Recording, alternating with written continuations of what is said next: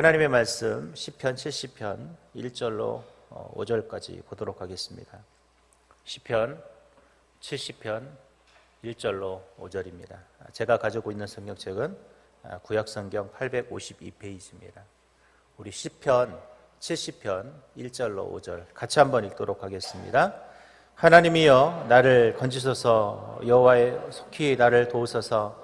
나의 영혼을 찾는 자들이 수치와 무한을 당하게 하시며 나의 상함을 기뻐하는 자들이 뒤로 물러가 수모를 당하게 하소서.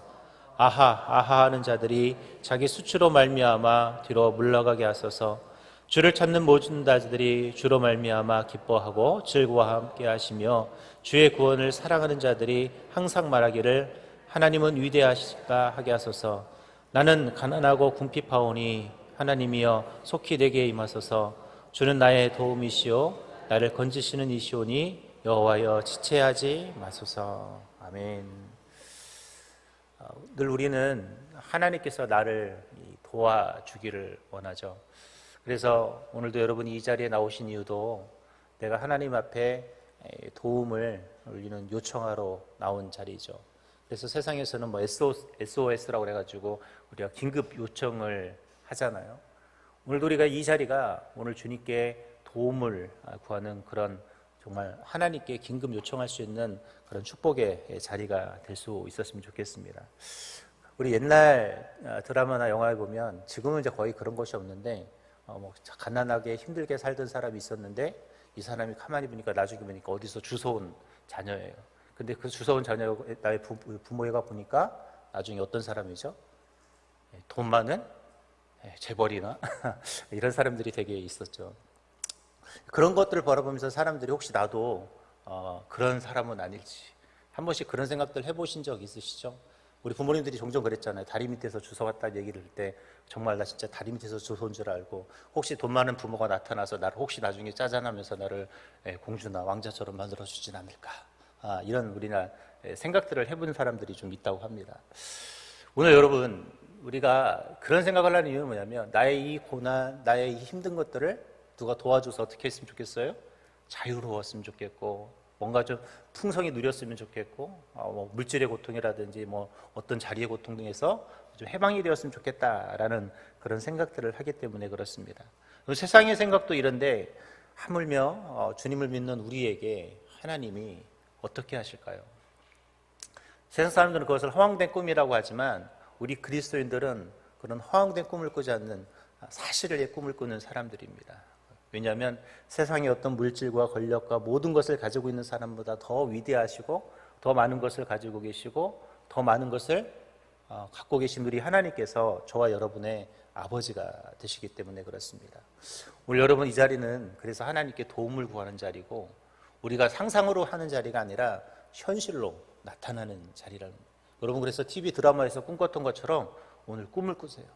어떤 꿈이요? 많은 것을 가지고 계신 하나님이 나에게 주기도 하고 정말 나에게 많은 것을 달라고 요청할 수 있는 자리가 될 수 있길 바랍니다. 오늘 여러분이 읽었던 시편 70편이 그런 도움을 우리에게 주실 하나님에 대한 간절한 요청을 하고 있는 이 시가 바로 오늘 시편 70편입니다. 다윗은 보면 늘 하나님께 간구해요. 뭘 간구할까요? 도움을 간구해요. 요청을 해요. 다윗이 그렇게 할 수 있었던 이유는 바로 하나님이 자신이 도움을 요청할 때 그 도움을 외면치 아니하시고 도와주실 것에 대한 확신이 있었기 때문이라는 것입니다. 제가 여러분에게 누누이 얘기하지만 우리가 기도하는 자리는 확신을 가지고 기도해야 하는 자리입니다. 오늘도 여러분이 기도할 때 의심하지 말고 단 1% 아니 0.00의 어떤 의심도 하지 말고 주님 앞에 100%의 확신을 가지고 오늘 여러분 이 자리에서 주님 앞에 기도하셔야 합니다. 그런데 우리는 늘 100%의 확신이 없어요. 늘 의심하고 하나님이 정말 주실까? 정말 하나님이 일하실까? 이것에 대한 두려움이 많습니다. 오늘 여러분 이 자리는 다윗처럼 여러분이 100% 확신을 갖고 주님 앞에 기도해야 한다는 것이죠. 다윗은 끊임없이 시편뿐만 아니라 자기가 썼던 수많은 그 성경의 안에 보면 끝없이 하나님께서 자신을 도와주실 것에 대한 확신 속에서 시편을 써나가고 있고 자신의 삶을 만들어가고 있다는 것입니다.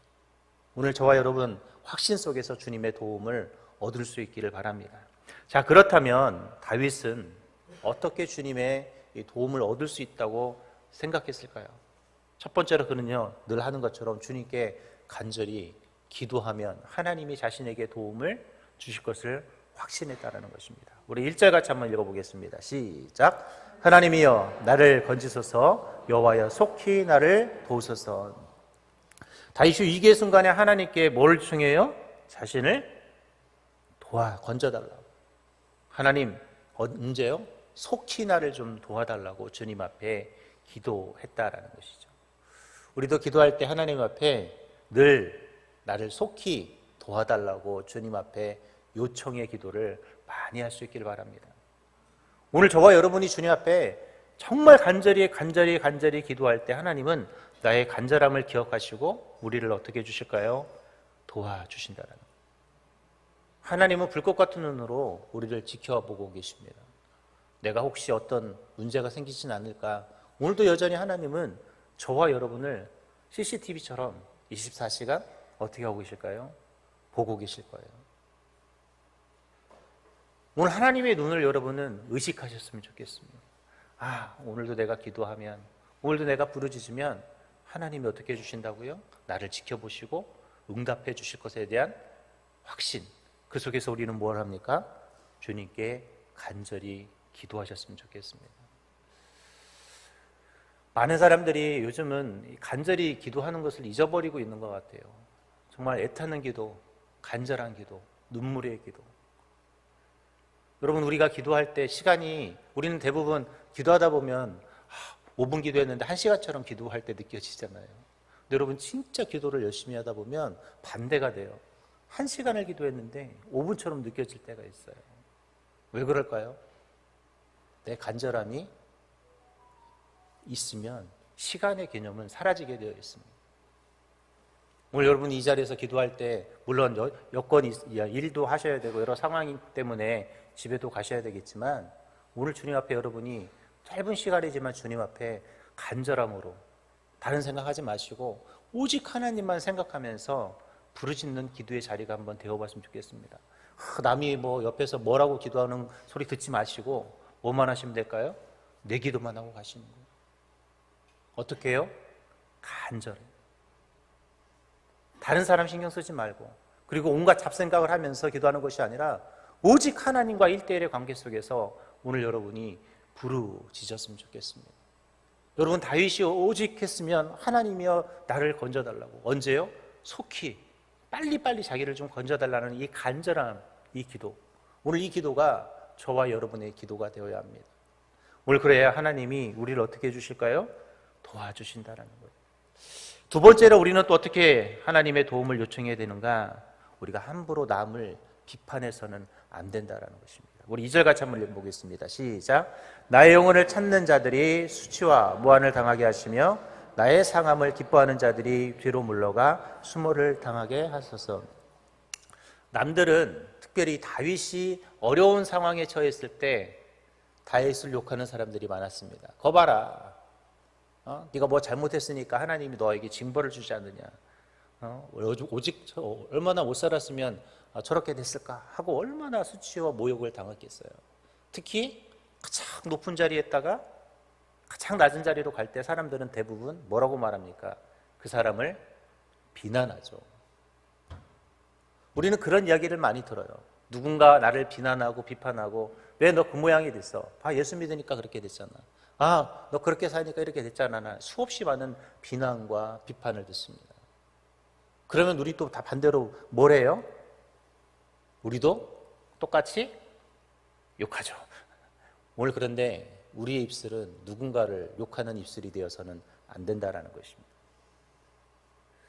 우리는 똑같이 누군가가 나를 비난하고 비판하고 나를 욕할 때 우리는 똑같은 모습으로 살아서는 안 되는 사람들입니다. 그리스도인은 항상 반대의 삶을 살아야 돼요. 누군가 나를 욕하고 나를 정죄할 때 우리는 정죄하기보다는 뭘 해야 될까요? 그를 위해서 기도해 주려고.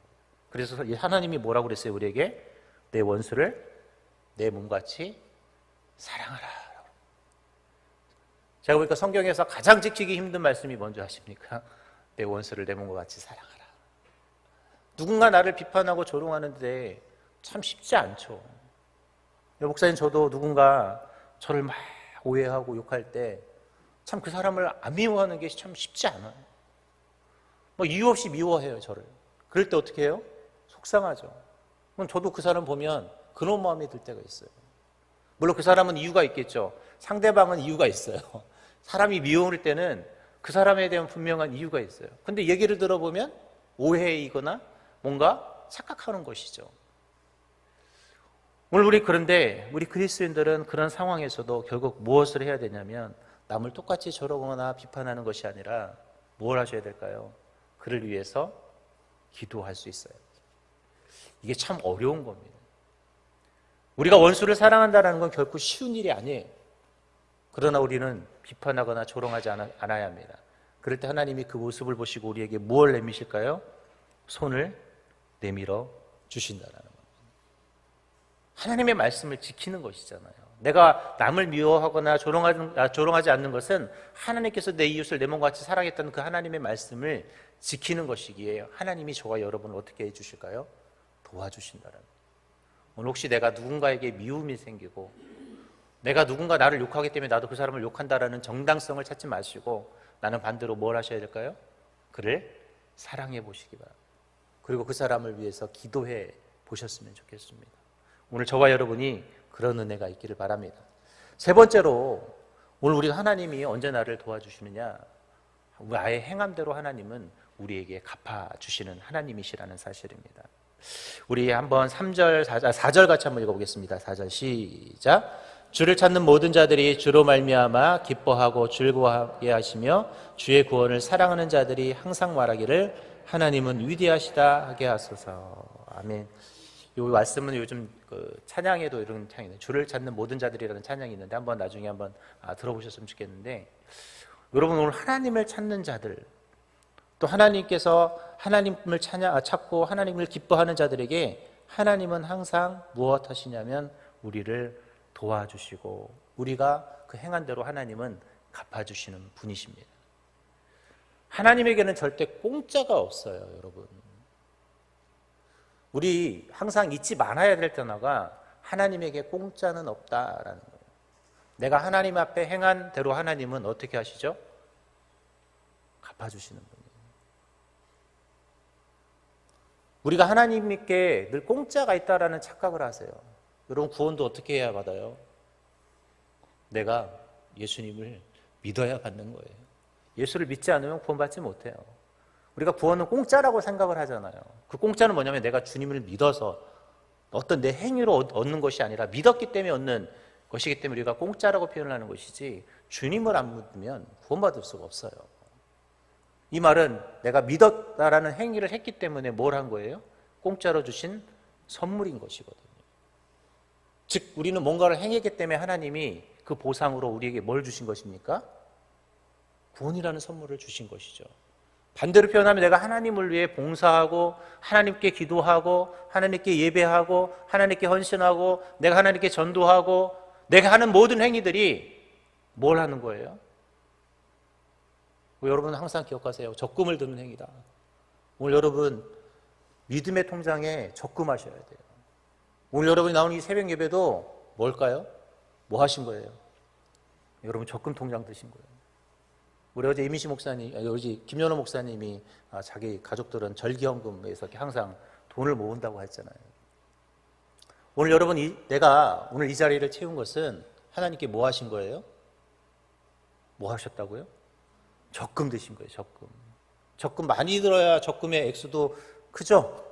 적금 조금 들면 조금이잖아요. 근데 많이 들면 많이 들수록 어떻습니까? 많아지는 것이죠.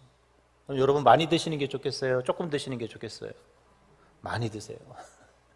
예배도, 기도도, 찬양도, 헌신도, 전도도, 봉사도 이왕 할 수 있으면 많이 하셨으면 좋겠습니다.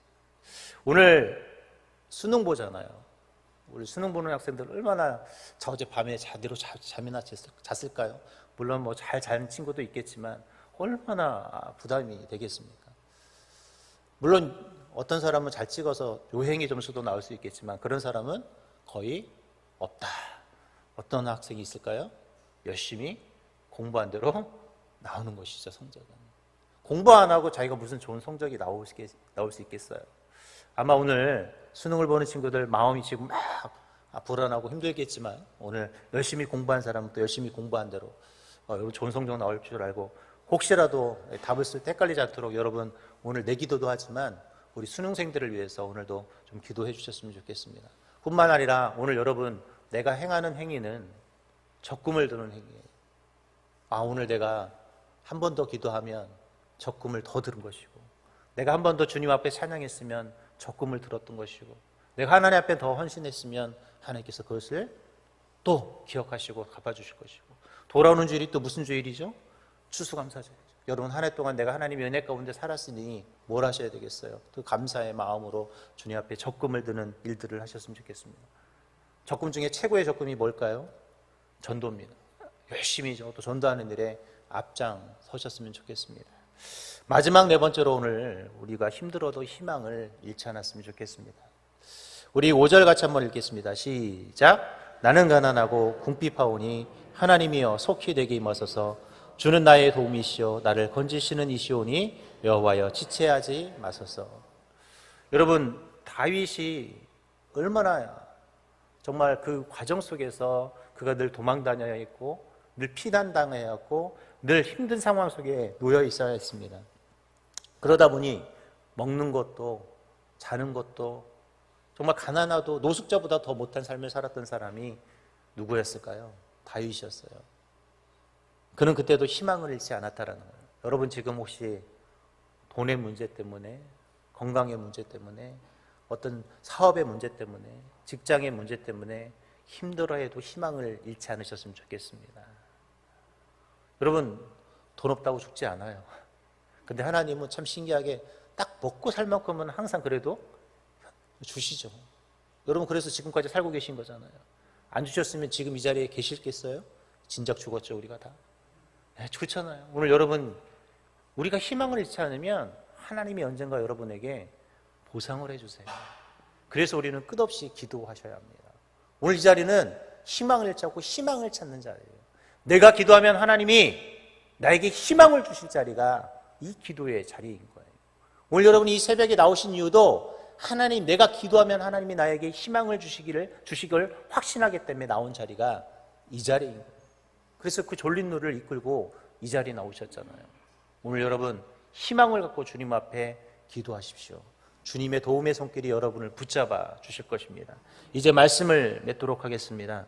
오늘 시편 70편은 다윗이 그 고난 때 하나님의 도움을 간절히 요청하며 기도했던 시편입니다. 오늘 이 시편이 저와 여러분의 시편이 될 수 있길 바랍니다. 하나님 나를 간절히 도와주시고 오늘 이 자리 내가 기도하는 자리가 하나님 적금을 쌓는 자리입니다. 내가 하나님 오늘도 적금 좀 많이 쌓게 기도하고 오늘 내가 예배하고 말씀 읽고 전도하고 주님을 위해 쓰임받는 그런 귀한 자리가 되게 해달라고 그래 주님의 도움을 요청을 하는 그런 축복의 자리가 되게 해달라고 기도하며 돌아가는 이 새벽이 될 수 있기를 주님의 이름으로 기도하겠습니다.